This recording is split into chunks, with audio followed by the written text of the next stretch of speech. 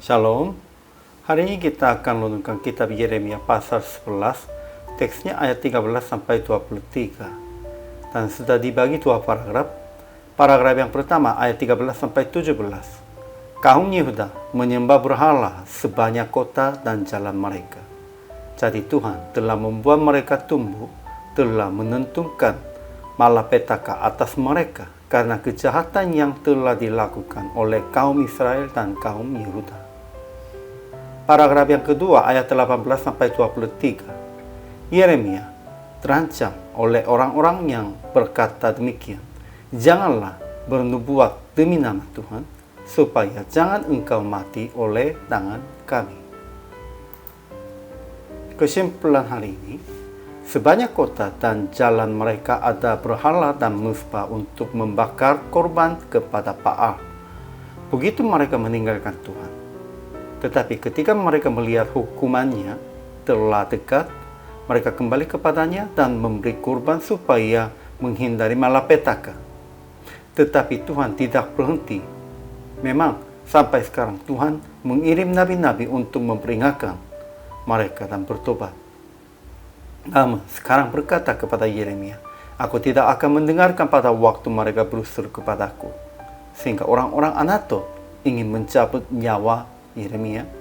Tetapi Tuhan berkata bahwa mereka akan mati dan tidak ada tinggal hidup. Ajaran tentang Allahnya. Pertama, Tuhan berfirman bahwa jangan Yeremia berdoa untuk bangsa ini dan jangan naikkan permohonan dan doa untuk mereka, sebab Tuhan tidak akan mendengarkan pada waktu mereka berusul kepadanya karena malapetaka mereka. Kedua, Tuhan tidak berkenan nazar-nazar dan daging yang suci untuk rancangan yang jahat. Ketiga, Tuhan pernah namainya pohon zaitun yang rimbun elok dipandang mata, tetapi sekarang menentukan malapetaka sebab Yehuda menimbulkan sakit hatinya dengan membakar kurban kepada Baal. Kemudian ajaran tentang manusianya. Pertama, seperti banyaknya kota Yehuda, demikian banyaknya para Allah mereka. Dan seperti banyaknya jalan di Yerusalem, demikian banyaknya mezbah yang mereka dirikan untuk membakar korban kepada Baal.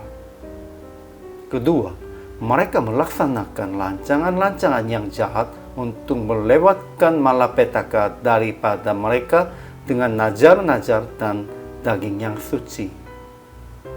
Ketiga, Yeremia memberitakan hal yang Tuhan memberitahukan kepadanya, sehingga Yehuda mengadakan persepakatan jahat terhadap Yeremia akan melenyapkannya.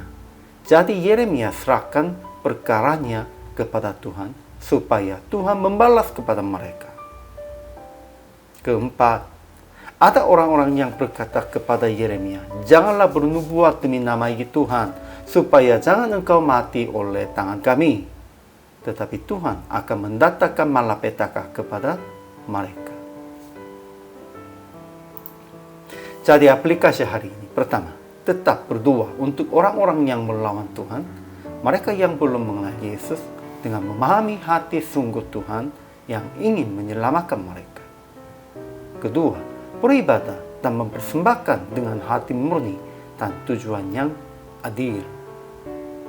Ketiga, jagalah nama mulia sebagai anak Allah dengan melakukan sesuai dengan kehendaknya. Iya, ini penting, jagalah nama anak Allah. Sehingga praktik hari ini, serahkan segala perkara kesulitan hanya kepada Tuhan. Tetap berdoa untuk zaman ini dan melakukan keadilan, kebenaran di dalam Yesus.